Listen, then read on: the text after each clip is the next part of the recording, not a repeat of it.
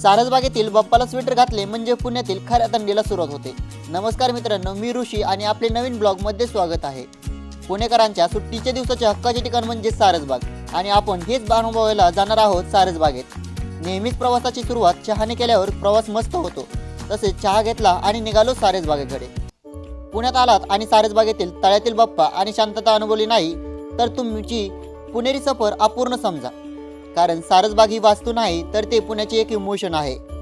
खरंच इथं आल्यावर समजले की पुणेकरांचे आणि सारसबागेचे नाते हे आहे तळ्यातील गणपती बाप्पाचे मंदिर।